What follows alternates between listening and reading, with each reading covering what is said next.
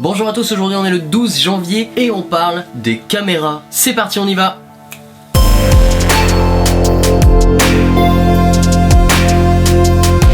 Alors, si vous n'avez pas vu, j'ai fait une vidéo il n'y a pas très longtemps sur bien choisir sa caméra pour faire des films. C'est que mon avis, ça reste vraiment mes propres goûts et de ce que j'ai pu toucher en termes de technique au niveau des caméras. D'autres penseront pas du tout la même chose que moi, voilà. Alors l'idée, c'est juste aujourd'hui de parler de la deuxième partie pour bien choisir sa caméra pour faire des films. La première partie étant les familles de caméras, donc on a vu les différentes familles de caméras. Donc petit rappel, dans 1 les compacts, 2 les réflexes, 3 les hybrides, 4 les caméras d'action, 5 les téléphones, en gros dans l'idée. On avait éjecté les caméscopes numériques et les compacts pour pas mal de raisons. Je rappelle encore une fois que là on parle pour faire des films et pas pour faire des vlogs ni des vidéos YouTube, enfin ni des podcasts plutôt. Du coup cette deuxième partie elle est beaucoup plus technique, elle est même carrément très technique et je sais qu'il y a plein de gens qui vont pas du tout kiffer mais c'est pas grave parce qu'il y a forcément des personnes, moi je me souviens quand j'y connaissais rien, les trucs que je cherchais c'était ce genre de vidéo là et peut-être que ça plaira à des gens qui cherchent, voilà, donc l'idée est simple. On va passer en vue directement dans le PC, je vais vous montrer éventuellement quelques petites choses à savoir sur les capteurs et puis je vais vous expliquer un peu pourquoi ça va nous aider à choisir notre caméra. C'est parti, on y va. C'est parti les potes, on rentre dans la partie technique. Du coup voici cette image, j'ai pas trouvé mieux comme photo pour vous montrer les différences, alors je sais qu'il y en a plein. Concrètement, là vous vous dites qu'est-ce que c'est que ce bordel. Alors vous voyez il y a plusieurs indications sur la photo, donc il y a écrit full frame, APS-C, micro 4 tiers et compact avec des petits carrés de couleurs. Alors nous, à quoi ça nous sert cette histoire là? Ça nous sert à comprendre qu'est-ce que c'est que les capteurs. Donc l'image en entier c'est un capteur full frame qui a pris la photo. Donc par exemple ici il s'agirait peut-être d'un imaginons que ce soit un Canon 5D par exemple ou un Sony A7S II, voilà quelques exemples de capteurs plein format.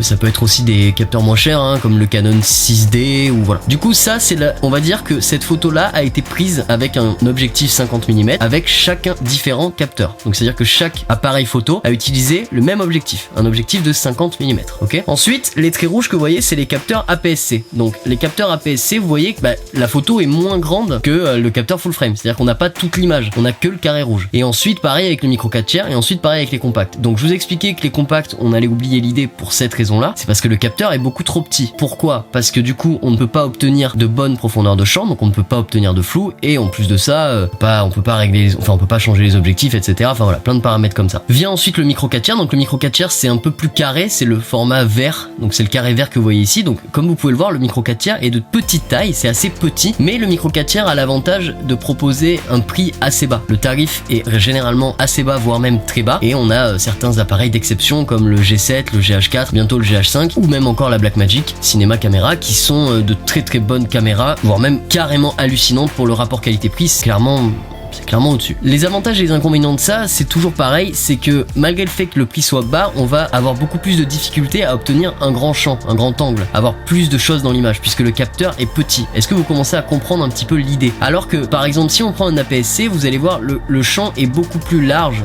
Voilà, on a beaucoup plus de largeur sur la photo, comme vous pouvez le voir sur les traits rouges. La photo est plus grande par rapport au capteur micro 4 tiers. Voilà, donc concrètement, pour résumer assez simplement, si vous avez un appareil photo qui est de type APS-C, vous allez avoir un champ d'écran de base à la même focale qu'un micro 4 tiers plus important. Donc si je mets un 50 mm sur un APS-C et que je mets la même chose sur mon micro 4 tiers, j'aurai beaucoup plus de champ de vision avec mon APS-C parce que le capteur est plus grand. Également, si je mets un 50 mm sur un full frame, donc un capteur 24-36, alors là on est au top parce que du coup on a tout le capteur, enfin on a tout le capteur qui prend le 50 mm. Du coup on a un vrai 50 mm, on a une vraie focale et on a un grand angle. On a un angle qui est beaucoup plus important qu'avec un APS-C ou un micro 4 tiers. La conclusion de tout ça, c'est important de savoir et de connaître les différents capteurs. Pourquoi? Parce que ça va vous permettre de choisir différemment votre appareil en fonction de votre futur. C'est également pour le futur qu'on fait ça. Est-ce que mon appareil, il va me servir pendant très longtemps ou pas? Et c'est pour ça qu'on voit ces histoires de capteurs. On va passer à la dernière partie où je vais revenir en plan caméra et je vais un peu essayer de réexpliquer tout ça de manière assez claire. Donc voilà, maintenant qu'on a vu les différents capteurs, on a un peu plus d'idées sur ce qu'on doit prendre pour faire des films en fonction éventuellement de nos objectifs, ok? Le problème, c'est le budget. Vous l'avez vu, les capteurs plein format ou capteurs assez grands coûtent forcément plus cher et c'est des exceptions qui confirment la règle puisque généralement il y a quelques appareils comme par exemple celui avec lequel je filme actuellement qui s'appelle le Panasonic G7, également le GH4, les Blackmagic et le GH5 bientôt par exemple, sont des exemples d'appareils qui sont d'excellentes caméras de cinéma à bas prix pour cette simple raison, c'est que le capteur est un capteur micro 4 tiers, donc c'est le plus petit capteur possible. Du coup, avec un tout petit capteur, c'est plus difficile d'obtenir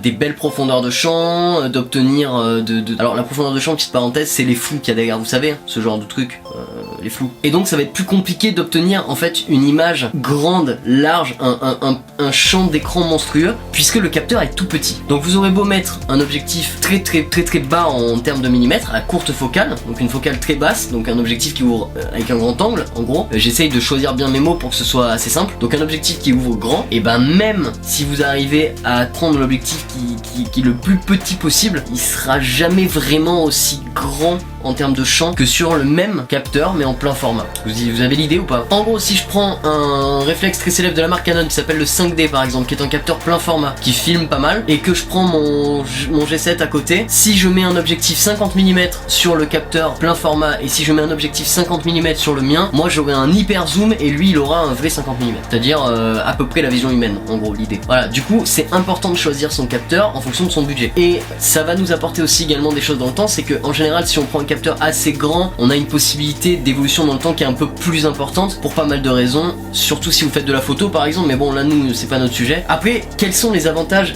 du coup des petits capteurs par rapport aux grands capteurs? Et bah c'est leur prix. La grande nuance avec ça, c'est que vous avez du cinéma accessible à pas cher. Vous pouvez faire des films avec vraiment pas grand chose. Mix G7, ça coûte dans les, sans dire de bêtises, je crois que ça doit coûter dans les 700 € avec l'objectif, donc avec l'objectif de base c'est un 14-42 mm je crois. Ça filme en 4K, ça fait de très belles images, et en plus c'est doté de profils qui nous permettent d'utiliser beaucoup de post-production. Mais ça, on reviendra dans la prochaine vidéo qui sera consacrée vraiment qu'à ce sujet-là. Alors au final, ce qu'il faut comprendre, c'est qu'on peut toujours réussir à obtenir des angles grands, même avec des petits capteurs. Il existe des solutions aussi également. Je vais vous parler d'une solution très technique pour ceux que ça intéresse, ceux qui voudraient investir dans des micro 4 tiers. Il existe des adaptateurs comme le Speed Booster de la marque Metabond ou le Roxen adaptateur de la marque Roxen, je crois. En fait, c'est des adaptateurs que vous mettez sur l'objectif ou sur le capteur. Oui, non, c'est sur l'objectif, je crois. Non, sur le capteur. Vous mettez derrière l'objectif en fait cet adaptateur là, et en fait l'adaptateur va ouvrir le champ, en gros pour faire simple, hein, et va convertir les lentilles, et ça va faire un espèce de ça va élargir le champ du capteur, en gros. Du coup, vous allez gagner deux choses. Un, plus d'angle, parce que votre capteur en fait du micro 4 tiers il va passer au capteur quasiment un peu plus que APS-C en fonction de l'adaptateur utilisé. Et deuxièmement, vous allez gagner plus de lumière. Vous allez pouvoir ouvrir votre objectif un petit peu plus. Par exemple, si vous avez un Speed Booster Metabon qui coûte dans les 700 $,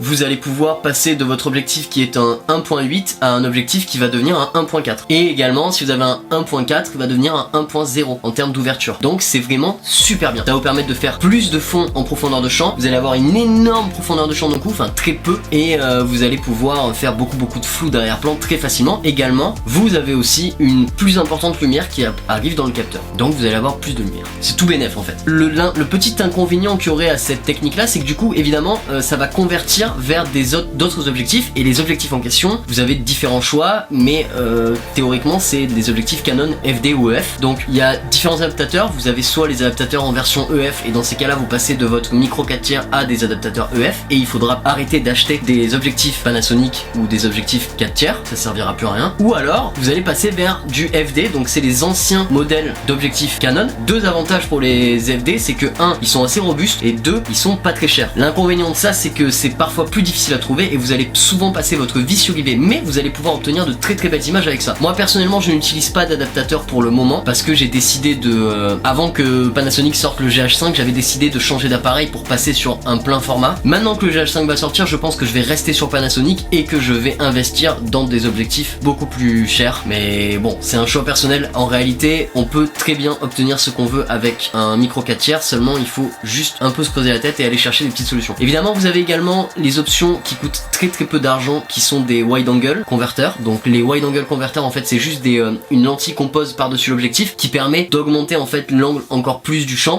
Donc par exemple, si vous avez un 14 mm, si vous mettez un wide angle, il devient un 11 mm par exemple. Ça sert parce que ça coûte que dalle. Donc si vous savez pas trop quoi faire, ça coûte 20 $ sur eBay. Ça vous ouvrira toujours un peu plus le champ. Moi, je vais bientôt investir là-dedans et je vous montrerai, je vous ferai des tests de comment ça se passe avant et après. Vous allez voir, c'est pas mal. Du coup, je sais que cette vidéo était très technique et que de toute façon, il y a que les gens qui veulent investir et qui veulent comprendre comprendre un peu ça qui seront intéressés par cette vidéo. Vous inquiétez pas, on refera d'autres vidéos qui seront plus fun et moins techniques. La prochaine vidéo qui concernera les caméras, elle sera un peu moins technique, elle sera plus axée sur la post-production. Pourquoi en fait c'est un ensemble, parce que choisir une caméra c'est pas juste prendre une caméra parce que tout le monde utilise cette caméra. Il y a quand même un fond derrière. En général il y a des utilités. Par exemple, on sait tous que les GH4 ça fait du cinéma à pas cher, on sait tous que les Blackmagic ça fait de très bons clips à pas cher, on sait tous que voilà, c'est plein de petits détails comme ça, il y a plein de petits trucs à savoir qui sont assez intéressants, mais tout ça pour des utilisations, ne l'oublions jamais, chaque appareil est développé et conçu pour un but précis. Également il y a un gros paradoxe au niveau de Canon, la marque Canon par exemple, puisque Canon produit aujourd'hui des réflexes qui sont de très bonne qualité, mais malheureusement qui, pour faire, je pense, de mon propre avis, c'est mon avis, pour faire des films, des réflexes Canon comme le 5D actuel qui coûte quasiment 4000 € quand même, hein, qu'on se le dise, c'est-à-dire 2 fois le prix d'un GH5 ou 1 fois et demi le prix d'une Blackmagic, bah franchement c'est cher, par rapport à ce que ça fait c'est très très cher, et je pense qu'ils sont carrément sur une autre planète au niveau de la concurrence. Et aujourd'hui j'aimerais aussi que cette vidéo elle serve à ça, elle serve peut-être à ouvrir les yeux aux gens et dire voilà, techniquement les gars, ils sont à des années-lumière de ce que proposent aujourd'hui les concurrents. Même Sony par exemple, ils ont évolué monstrueusement dans le milieu de la vidéo en très très peu de temps, et c'est magnifique. Encore une fois je parle évidemment de réflexes et d'appareils qui coûtent sous la barre des 4000 €. Au-dessus on rentre dans un autre monde qui n'a vraiment plus rien à voir, et dans ce cas là moi je ne l'évoque pas parce que comme je l'ai dit dans la vidéo première, je n'ai jamais eu de caméra cinéma entre les mains comme des Red par exemple. Je connais juste leurs caractéristiques techniques et donc ça sert à rien. J'espère que cette vidéo vous aura plu, je vous souhaite à tous une excellente journée, on se retrouve demain pour un nouveau vlog. N'hésitez pas, si vous avez des questions sur les capteurs ou sur quel appareil choisir, à me les poser dans les commentaires. N'hésitez pas à vous abonner, à partager, c'est hyper important, laissez un petit pouce bleu. On se retrouve demain, ciao, bonsoir et à demain pour un nouveau vlog.